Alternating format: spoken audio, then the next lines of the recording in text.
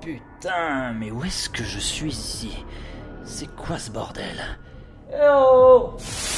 Bonjour Mathieu, on va jouer à un jeu. Au cours de la dernière chronique sur cette antenne, tu as insulté les spectateurs appréciant des longs métrages tels que Alien vs Predator en les qualifiant de merde. Ouais, mais alors, par contre, je précise un truc, ce sont les films que j'ai qualifiés de merde, pas les spectateurs. Les spectateurs, eux, je les ai traités de cons. Ton sarcasme bien rangé au chaud derrière ton micro fait de toi un individu insatisfait. Un insatisfait des bienfaits simples de divertissement sans prétention. Trop simple, il est d'insulter à distance sans être capable de tenir un discours comparable, les yeux alors dans là, les yeux. c'est bien mal me connaître que de dire un truc pareil. Est-ce que vous connaissez Odyssée sur les traces de Sam Neill?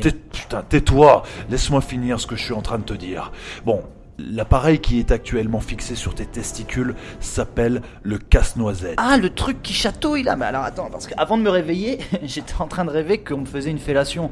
Mais en fait, c'était juste ça. Mais c'est pas désagréable du tout votre truc. Mais est-ce que tu vas finir par fermer ta gueule? Bien, alors, pour te sortir de cette situation désagréable, tu vas devoir chroniquer le 7e volet de la saga horrifique Saw en évitant soigneusement d'utiliser le moindre jeu de mots sarcastiques du type Saw 7 ou Saw 6 en parlant du 6. Si tu parviens au bout de ta chronique sans avoir utilisé ces formulations ultra vues et revues, Du type les saucettes de l'arcille du cesse sont-elles cesse? Waouh! Elle est pas farouche votre machine, dis donc. Elle sait ce qu'elle veut. je pense que tu as compris les règles. Vivre ou mourir, à toi de choisir. Ouais, alors ça n'enlève rien au fait que les Aliens vs Predator sont des films de merde. Cinéma Radio. Chaque semaine, retrouvez le cinéma avec un grand A sur Cinéma Radio. À toi de choisir. Je t'exploserai moi-même la cervelle. Votre bouche est trop près de votre rondelle. Pauvre crétin. Mais tu vas faire quoi, hein? Vous mourrez avant d'avoir pu recharger. Le cinéma avec un grand A vous ouvre les portes des plus belles salles obscures sur Cinéma Radio et sur le www.lecinemaavecungranda.com. Bonjour à tous, si je vous dis scénario complètement alambiqué, horror porn ou torture porn, jeu macabre, film à tiroir, vous pensez évidemment tous au Bronzé 3. Voilà, non, je plaisante évidemment, je plaisante étant donné que j'ai tendance à associer ma définition du mot porn avec l'image de Josiane Balasco. La plaisanterie revêt quelques... toi aussi tu vois... Bon bref, on s'en fout, c'est pas le sujet. Bon.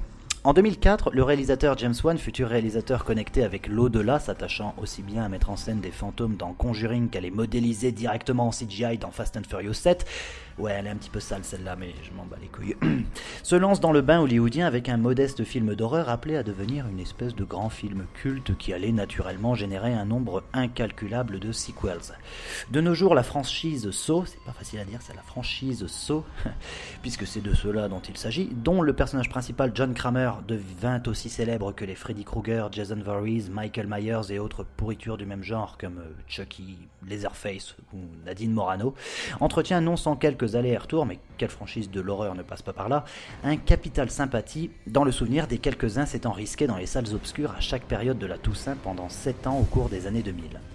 La saga Saw est restée dans les mémoires par son script puzzléifié, je sais même pas si ça se dit, ça puzzléifié, à base de méga retournements de situation, de quiproquos, défauts d'interprétation, des personnages et autres mises à l'échec et mat, 75 coups à l'avance. Bref, évidemment tout ceci ne serait pas de l'horreur sans séquences de torture, moments macabres, des bras arrachés, des lambeaux de peau déchirés, des visages scarifiés, bref tous les trucs qu'on ne retrouve généralement pas dans les épisodes de Oui Oui.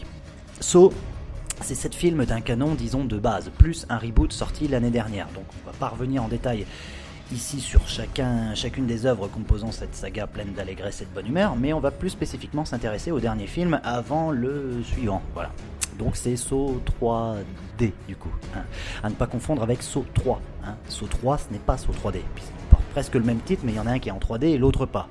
Et alors 3D c'est le 7 en fait, hein, qui s'appelle aussi Chapitre Final, mais ce n'est pas le dernier, hein, parce qu'il y en a encore eu un autre derrière, hein, et celui-là c'est le reboot. Hein.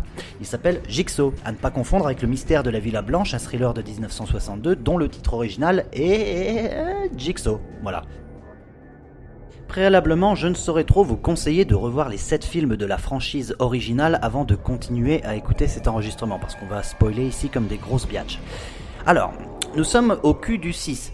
On retrouve le détective Hoffman, héritier plus ou moins légitime de Kramer, mort depuis le 3, piégé... Ouais, alors, prends un papier, un crayon, parce que là, ça va être chiant. Alors...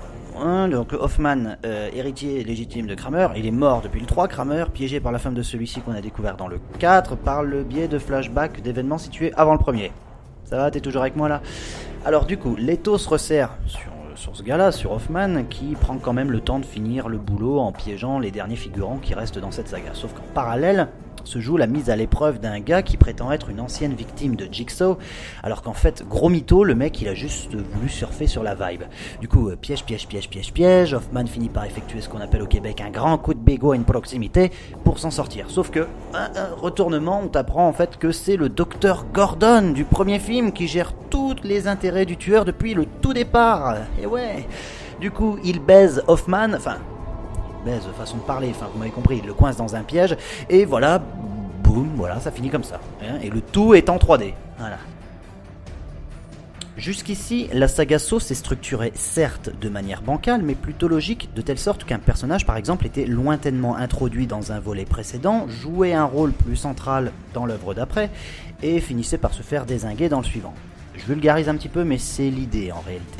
Le problème avec Saw 3D, par contre, c'est que tous les personnages clés introduits et développés dans les premiers volets sont presque tous déjà morts. Il n'en reste plus que 2, Hoffman et Jill, la femme de Kramer, au cœur de la narration, et ce sont 2 personnages qui, à ce moment-là, ne peuvent plus rien apporter en termes de caractérisation, puisque tout a déjà été dit avant sur eux. Le problème, c'est que tu as beau avoir introduit ces persos-là précédemment, le nouveau film, lui, il va les faire repartir presque à zéro en les limitant qu'à leur seule fonction de personnage qui doit vivre ou qui doit crever. Ça, c'est le premier point.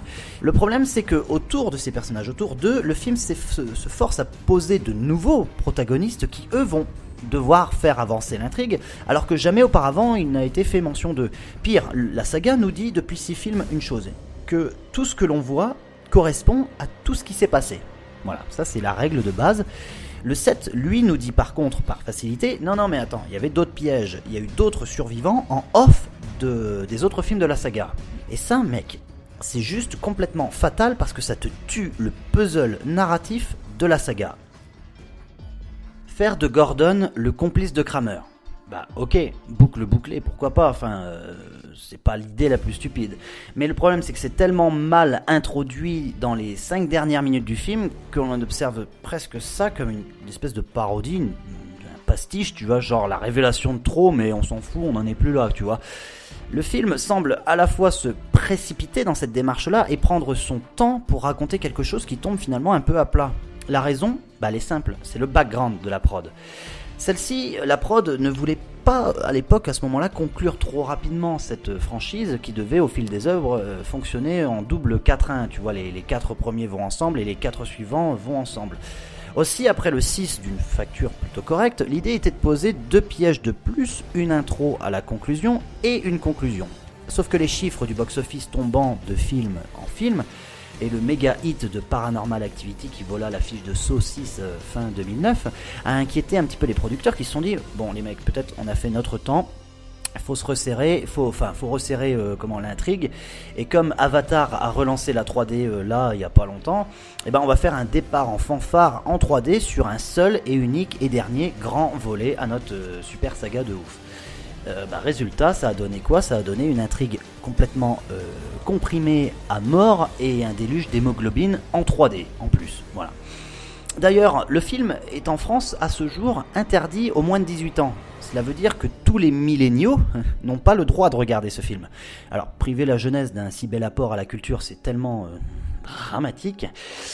La vérité, c'est que si je fais cette chronique aujourd'hui, et là, on va être un petit peu plus sérieux, si je fais cette chronique aujourd'hui, c'est pour vous parler de cette brosse à chiottes, qui est l'association Promouvoir. Alors, je vous explique.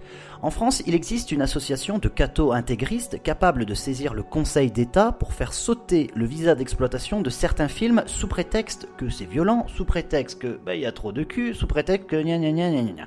Alors sur le principe, j'ai rien contre l'idée qu'il faille poser des limites au film, justement pour éviter qu'un môme venu voir le monde de Dory au cinéma se retrouve face à une scène de trash bukkake, avec des grosses bites prêtes à l'éjac, faciales, et le tout en 4D, ce qui te permet en plus d'en ramener à la maison. Non, alors ça, tout ça, là, cette démarche-là, pour éviter ça, il y a le boulot, il y a le CNC qui est là, ça c'est son boulot, c'est le CNC qui s'occupe de ça.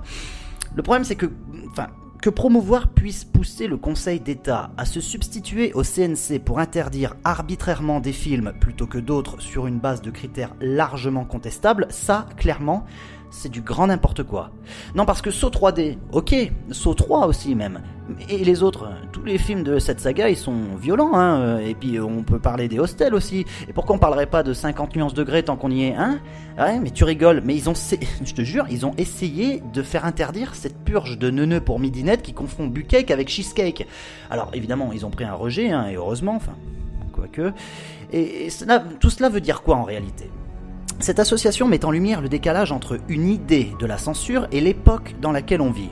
D'une, on ne va pas me faire croire qu'aucun millénial n'a vu Saw 3D. Hein. Si tu veux lutter contre une pratique, ne fais pas des exemples, car dans l'époque où l'on vit, cela va se retourner fatalement contre toi.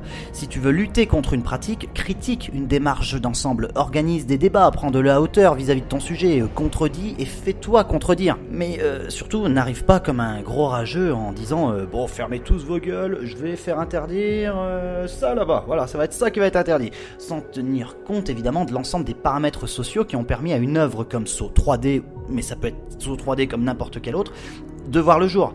Parce que même si le film en soi est pourri, là je parle de Saw 3D, si le film en soi est pourri, il a quand même quelque chose à raconter. Il dit quelque chose sur la manière dont les productions se font à partir d'enjeux commerciaux, il évoque une histoire sur l'évolution des tendances et sur les multiples aspects politiques et sociaux qui génèrent celles-ci.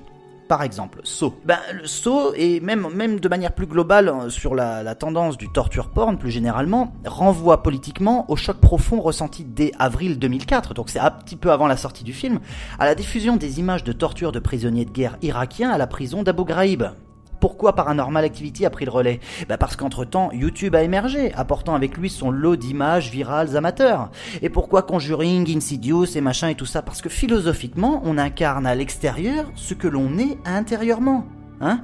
Et que la névrose sociale de notre temps pousse notre conscience à nous plonger dans des substituts symboliques issus originellement du répertoire expressionniste.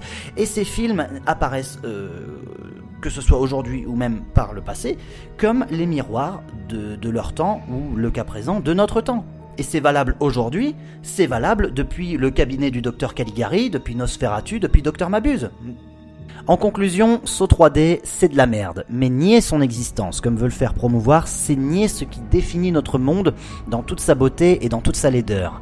Et c'est extrêmement dangereux de raisonner ainsi, car c'est la porte ouverte à tous les totalitarismes. Et je préfère de loin perdre 1h30 de mon temps devant un film pareil que d'imaginer un seul instant que l'avenir puisse s'écrire sans lui, ce qui nous empêcherait en conséquence de compléter le grand puzzle de notre propre discernement vis-à-vis du monde qui nous entoure.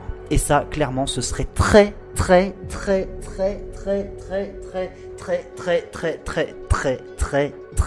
con. Voilà, plus con même que le film lui-même, hein, clairement.